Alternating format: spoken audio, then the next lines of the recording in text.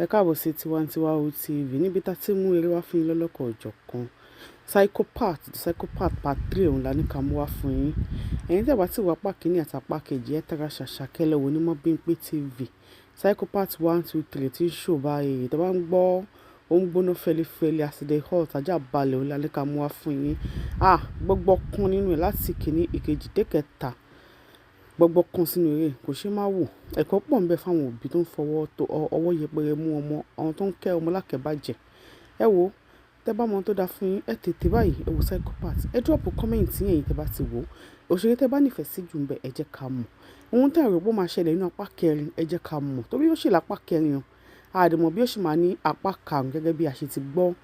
Àmọ́ ṣá ẹ jẹ́ ká wá mọ̀ ní comment section. Kí lẹ̀yin rò pé ó máa gbẹ̀yìn àwọn adé àga ìyá wọn àti àwọn ìbejì.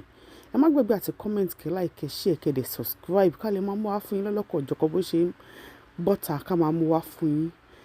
Ṣẹ́yìn rò pé lóòótọ́ ni Kẹ́hìndé ti kú nínú apá kẹta ni àti pé kí ló máa ṣẹlẹ̀ sí Táíwò Adéàga àti Ṣàrán Adéàga fún ààrẹ tó jẹ́ ìyá wọn tó kọ́ wọn níṣẹ́ ká máa pànìyàn kiri.